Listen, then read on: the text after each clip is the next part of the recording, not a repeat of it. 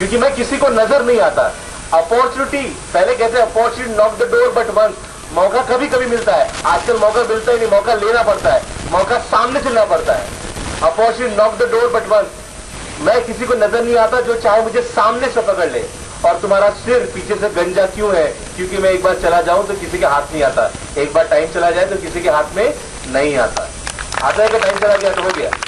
आप बैठे क्या नहीं बैठे क्या, आपने सुना नहीं सुना, आपने 5 के 6, 6 के 7 बज गए और हरुणु भाजले की 12। तुम्हारे पैरों में पंख क्यों है? क्योंकि मैं सदैव गतिमान हूं। टाइम इज ऑलवेज मूविंग, वो किसी के लिए रुकता नहीं है, ना सत्य के लिए, ना दुख के लिए, ना असत्य के लिए, ना सुख के लिए, दुख के लिए रुकता नहीं है। Time is always moving. और तुम्हारे हाथों में छुरी जैसी पहनी चीज क्यों है? क्योंकि मेरे वार से, मेरी धार से कोई भी बच नहीं सकता। ना समय की वार से आप बच पाएंगे, ना हम बच पाएंगे। धीरे धीरे जिस रूप यौवन पे हमको घमंड है वही गायब हो जाएगा। हम खुद हमारे फोटो देखेंगे, हमारे बच्चे खुद पूछेंगे पापा ये फोटो किसका है? बोलेंगे मेरा है। और आपको नहीं, फिर बुढ़ापे में खुद बोलेंगे कौन है? हमारे फोटो हमको ही पहचान में आएंगे। ये सुनो, कुछ लोगों के आप कभी तो भी आप बाल बनाते रहेंगे, कुछ दिनों बाद एक रजत केश, एक पांडर केश बाहर झाकेगा, आप बोलेंगे चल झूठा, उसको निकाल के बाहर फेंकेंगे। दूसरे दिन वो अपने बंधु के साथ आएगा, वो दोनों को हटाएंगे। तीसरे दिन कुटुंब परिवार आएगा। अभी आप काले बालों में सफेद बाल ढूंढते हैं, कुछ लोग सफेद बाल में काले बाल ढूंढेंगे, कुछ लोग तो बाल भी ढूंढेंगे, कुछ लोग के प्लॉट के हिसाब से खाली होंगे, कुछ लोग के एकड़ के हिसाब से खाली होंगे। ये सुनो, डाय करा, मेहंदी करा, ते करा, पण आपलाच चेहरा आपल्या लक्षात येणार नाही। समय की क्रिया चलते रहेगी। Very good evening to one and all over here. Respected Dada, respected all of the dignitaries on the dais, and my dear friends and great parents who are here sitting since long. I suppose you don't have to wait for long. आता जमतंय की light येत नाही. It's almost an hour. Am I audible to you at last? आप सुन सकते हैं मुझे आखिरी तक के? आवाज ऐकू येतोय का? ठीक.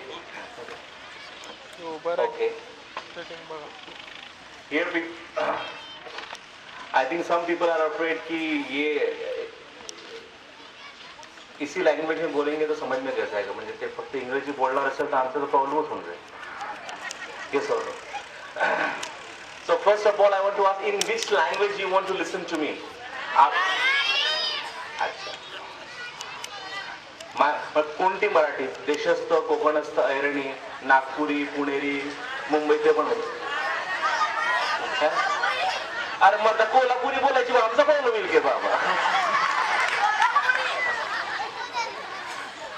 अभी बहुत देर बाद बच्चों के चेहरे पे मुस्कान आई है, बेचारे जब से ताली बजाने का वेट कर रहे थे, सोच रहे थे कब खत्म होगा.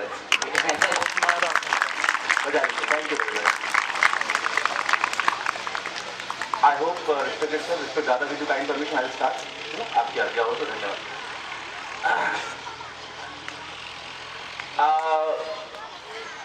My friends, we will fuse the things. यथासंभव प्रयास करेंगे. If I speak English, sometimes my English becomes like Greek. People says like that after if I speaking English like very well. When I came from States, I was speaking English and people were looking at me like that in the speech. In India, people are very expert. हमारे यहाँ की देश की जनता जो audience है वो बहुत expert होती है. एक हाथ सिंगल पिलो लेके सो जाती है, कुछ लोग डबल पिलो लेके सो जाते हैं. अच्छा, कुछ तो इतने पटे ही देते हैं कि बिना पिलो के भी सो सकते हैं. होने के बाद पूरे व्याख्यान के बाद बोलते थे बहुत अच्छा बोला सर, पर क्या बोला समझ भी नहीं आया. चांगलं म्हटलं पण काय बोललं ते कळलंच नाही बाबा. पुढच्या वेळेपासून इंग्रजीमध्ये बोलत सर. असो, हम यथासंभव प्रयास करेंगे क्योंकि भाषा का वाद होना ही नहीं चाहिए, तो हम हिंदी और मराठी दोनों को फ्यूज करके बोलते हैं. चालेल? मराठी चलेगा? बाल गोपाल, आपकी परमिशन ज्यादा जरूरी है. धन्यवाद. तो हिंदी और मराठी को फ्यूज करके, यानी हिंदी और इंग्लिश को मिक्स करते हैं तो हम इंग्लिश बोलते हैं. तो हिंदी मराठी को फ्यूज करते हैं तो माही बोलेंगे. मराठी एंड हिंदी टुगेदर माही भाषा में बोलेंगे. चलेगा? I hope that will be fine. Yes or no? मित्रों नहीं बोलूंगा क्योंकि आजकल मित्रों बोले तो लोगों का बीपी बढ़ जाता है।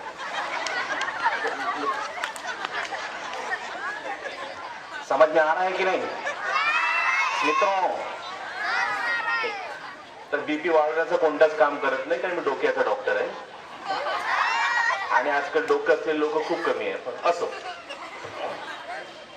बहुत मुकम्मल शेर कहा गया है कि बच्चों के छोटे हाथों को चांद सितारे छूने दो, 4 किताबें पढ़ के वो भी हम जैसे हो जाएंगे। बच्चों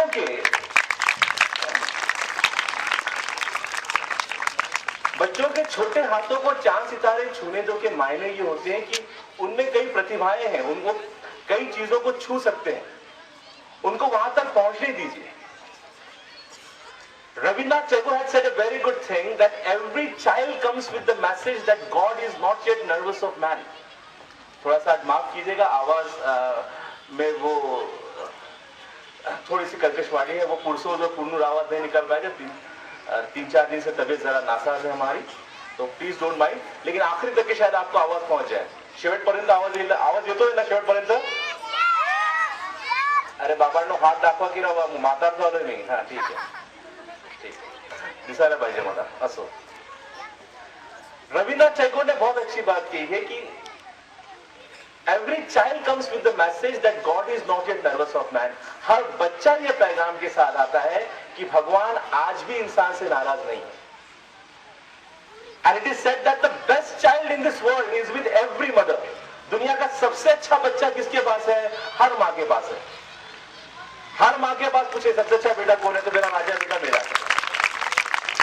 एक बार बिरबल ने भी अकबर को ये बात कही कि भाई दुनिया का सबसे अच्छा बेटा हर माँ के पास है, सबसे सुंदर हर माँ के लिए उसका बेटा अच्छा होता है। बिरबल बोले ऐसा कैसे हो सकता है भाई, उसको तो माँ को पता होना चाहिए ना कि अच्छा क्या है बुरा क्या है, मेरा बच्चा पढ़ता है कि नहीं पढ़ता है। नहीं भाई, इस बात पे बहुत ज्यादा वाद विवाद हो गया, खूब वाद झाला है। बिरबल बोलता नहीं कि भाई सबसे अच्छा बच्चा एक माँ के लिए उसका बेटा ही होता है। तो अकबर बादशाह ने कह दिया कि भाई पूरे राज्य में जाओ और ऐसा एक ढूंढ के बच्चा लेकर जो सबसे होशियार है, सबसे सुंदर है, सबसे अच्छा बेटा है। तो जिस सिपाही को भेजा था वो 15 मिनट में वापस आया एक बच्चे को लेके जिसकी नाक बह रही थी, बाल फैले हुए थे, दांत टूटे हुए थे, है ना, पूरे बदन के कपड़े फटे हुए थे। और उसने कहा बादशाह अकबर से, ये हमारे राज्य का सबसे सुंदर बच्चा है। बादशाह अकबर ने कहा देखिए ये हमारे राज्य का सबसे सुंदर बच्चा है। उसने कहा हाँ, ऐसा तुमसे किसने कहा? वो बोले इसकी माँ ने कहा। इसकी माँ कौन है? वो मेरी बीवी है। तो हर माँ के लिए उसका बच्चा सबसे प्यारा होता है। और जब हम कहते हैं the best child in this world is विद एवरी मदर, देन व्हाई वी हैव प्रॉब्लम विद आवर किड्स? फिर हमको बच्चों के साथ समस्या क्यों होती है? 15 वर्ष आधी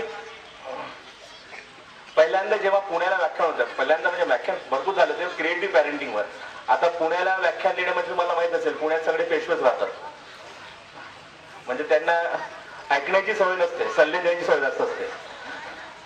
आता पॅरेंटिंग विषय म्हटल्यानंतर हे पण काय शिकवावे लागते का? हो, पॅरेंटिंग म्हणजे काय? मुलं झालं की येतं आपल्या करतं माणसाला। आम्हाला 10-10, 12-12 झाली, कोणी शिकवलं नाही हो पॅरेंटिंग। आता ते 10-10, 12-12 कशी होतात त्यासाठी शिकवावं लागत नाही, नंतर शिकवावं लागतं ते। तर पॅरेंटिंग हा विषय आहे, it's a science of God's art. It's a science of God's art. यानी ये बहुत बड़ी जिम्मेदारी है, ही खूप मोठी रिस्पॉन्सिबिलिटी देवाने आपल्याकडे दिली है। When the child is born, जब एक बच्चा पैदा होता है उसके साथ साथ वो माता पिता भी जन्म लेते हैं। केवल एक बच्चा नहीं पैदा होता, उसके बाद एक माता पिता भी जन्म लेते हैं। और ये बहुत बड़ी जिम्मेदारी है कि हम उस बच्चों का सही लालन पालन और पोषण करें। आज के समय में सबसे बड़ी समस्या क्या है? सगळ्यात मोठा प्रॉब्लेम म्हणजे काय आहे की on the name of competition there is comparison, तुलना। हम हमेशा कहते हैं इंसान अपने दुख से कम दुखी है, औरों के सुख से ज्यादा दुखी है। मेरे पास नहीं ऐसा गम नहीं है, उसके पास क्यों है? माझ्याकडे नाहीये प्रॉब्लेम, त्याच्याकडे काऊन आहे? माझ्याकडे सायकल चालेल, त्याच्याकडे गाडी काऊन आहे? त्याच्याकडे गाडी असेल त्याची मोठी गाडी काऊन आहे? हा जो बिगेस्ट प्रॉब्लेम आहे। आणि त्यांच्या या न्यूनगंडामुळे जे पालक आहेत ते पाल्यांना, मुलांना आपल्या अपेक्षा त्यांच्यावर लागतात। आणि मग कुठेतरी हा स्ट्रेस, हा प्रॉब्लम डेव्हलप होतो. इमेजिन कीजिए, बच्चे भी आजकल बहुत स्मार्ट हैं. ऐसा नहीं कि बच्चे स्मार्ट नहीं है, बच्चे बहुत स्मार्ट हैं. पहले जमाने से लेके अब तो बहुत स्मार्ट है. I went to one school and I asked the बच्चे से पूछा, बेटे स्टैंड अप, आप कहां पे पैदा हुए थे? Kids are very smart. ये बच्चों को आप ये मत समझे स्मार्ट नहीं है. So he said, sir I was born in Thiruvananthapuram. अच्छा, स्पेलिंग बताओ तिरुवनंतपुरम की. नहीं सर, अभी याद आया, मैं गोवा में पैदा हुआ था. आता तिरुवनंतपुरमचं स्पेलिंग कोण सांगणार हो? तिरुवनंतपुरम, THI कुठून आहे? त्यापेक्षा गोवा बोललेला चांगला ना, GOA बोला चलता है. अभी याद आया. एक बच्ची से पूछा, एक बेटा ऐसी बात बताओ कि 10 साल पहले ऐसी कौन सी चीज थी दुनिया में, ऐसी कौन सी नायाब चीज थी जो अभी है पर 10 साल पहले नहीं थी. शी स्टूड अप एंड शी सेड, सर मैं नहीं थी 10 साल पहले. बच्चे बहुत expert. I went to one of school at Delhi and they said, दादा विचारलं की एक माय पेट डॉग ऐसे होता, माय पेट डॉग होता ना, अपने पाळीव प्राणीवर लिहा. तर 2 विद्यार्थ्यांनी ऐसे लिहिला होता कुत्र्यावर, तो ऐसे सारखाच होता. तर टीचर त्यांना रागवत होते, स्टँड अप, हे काय रे तू याचं कॉपी केलंय ना? कॉपी केलं की नाही, तू सांग याचं कॉपी केलं की नाही? नाही सर, मी कॉपी नाही केलं, तो कुत्रा ना आमचा कॉमनच कुत्रा आहे. तो एकच कुत्रा होता, पण ऐसा फक्त एक सारखाच होणार ना, ते कुत्राच कॉमन होता. तो दे आर, बच्चे बहुत एक्सपर्ट है. बच्चे ऐसे बेवकूफ ही मत समझे करके. लेकिन पेरेंट्स के पास समस्या क्या है? सगळ्यात पहिले पेरेंट्स मध्ये ही व्याख्या आहे की बेसिकली बॅच लोकांना वाटते पेरेंट्स मीटिंग है तो मम्मी जाएगी. Parents is a joint responsibility. Papa mummy ये जॉइंट रिस्पॉन्सिबिलिटीज है.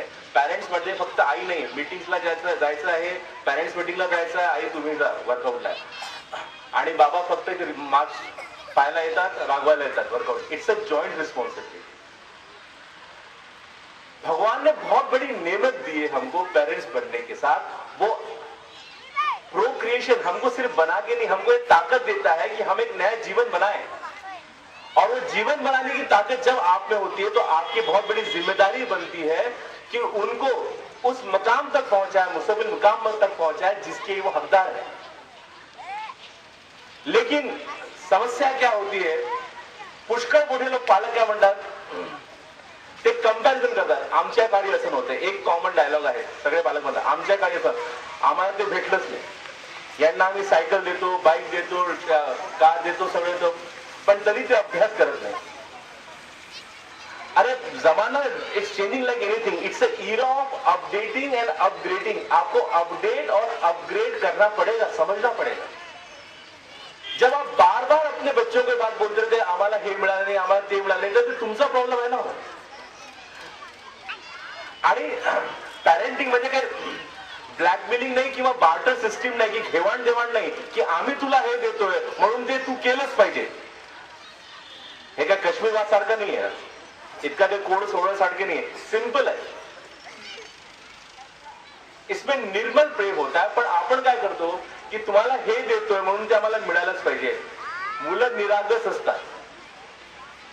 लहान मुलांची जी मनं असतात ते क्लिअर लाईक दॅट. आणि म्हणून म्हटलं जातं, don't worry that child is not listening to you, worry that he is observing you.